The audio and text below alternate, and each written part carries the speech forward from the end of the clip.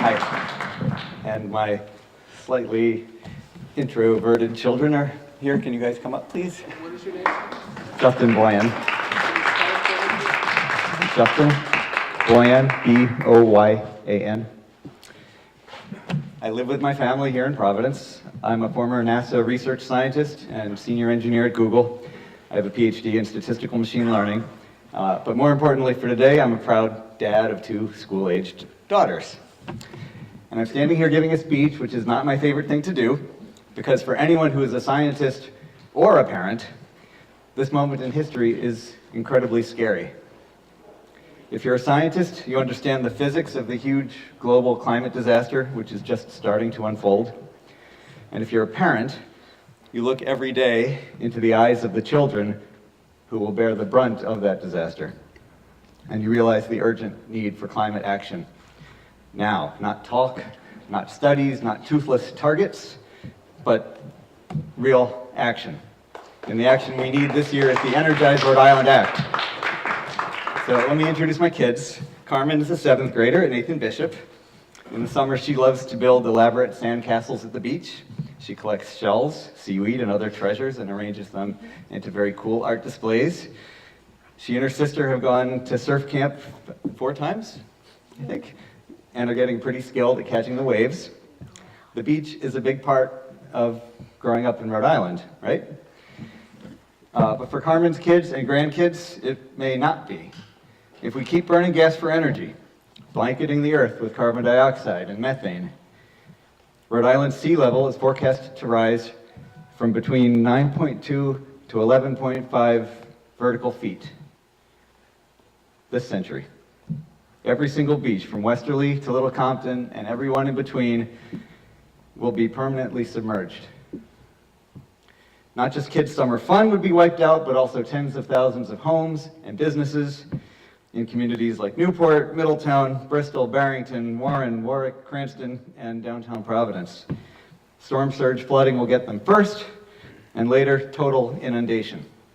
If we don't act now, Carmen and her generation will literally have to abandon our most cherished places.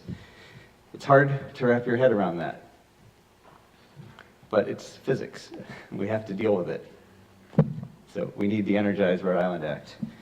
Now this is Ella. She's a 9th grader at Classical. Ella is also outdoorsy. Besides being a surfer, she's a rock climber, a backpacker, and most recently she's joined the Providence cyclocross team. She's kind of badass. She is, am I allowed to say that in the State House? She's mostly vegetarian, but she does have a serious weakness for fresh steamers. Seafood is another great part of our Rhode Island identity. Unfortunately, science. Our oceans are growing not only higher and hotter, but also more acidic as carbon dioxide dissolves into the water. Oysters, clams, and scallops don't like that. They don't grow well in acid. They grow slowly, they get developmental abnormalities, their shells are thinner and more fragile, and they die.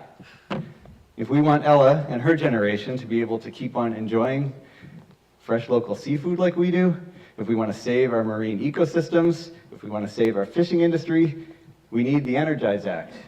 Now, I want to talk about one more kid, my friend Monica's daughter, Alexandra. She's 3, she suffers from asthma, and she recently had to be hospitalized. She's one of over 110,000 Rhode Islanders with asthma, one of the worst rates in the entire country. Many of those kids are like Alexandra, who live near pollution hotspots like I-95 and like the Providence industrial waterfront. Air pollution also causes lung cancer, stroke, and heart disease. We don't need to get our energy this way. We can help every Rhode Islander switch to electric vehicles, which don't have tailpipes. We can get our electricity from wind and solar, which don't have smokestacks. It's totally doable. Scotland will have gone 100% to renewable energy by 2020. Sweden's almost there. So for Alexandra's health, for all our kids' health, we need the Energize Rhode Island Act now.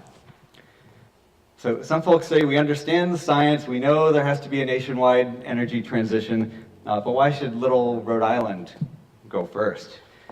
Here's why. First, as Kevin made clear, because homegrown energy will be a big win for our economy.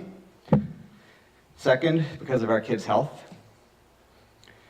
And third, because we're the ocean state. Climate change is coming for us first. So we should be proud and eager to go first, to model what other states need to do in this time of crisis. Rhode Islanders are ready for action on climate. I know this from my work with Resist Heat Rhode Island, an activist group that formed after the 2016 elections and now has over 8,000 members. Last month we took a survey of our members, asking them about their priorities. You'd be amazed. Climate change was at the top or near the top for almost every respondent. It's starting to click for people. We see the hurricanes, we see the fires, the droughts, the extremes, the bomb cyclones. We know something's going on. We need to meet the science with real action. So enough talk and studies and toothless targets. Let's do what science says we have to do. Let's protect our kids and save our state.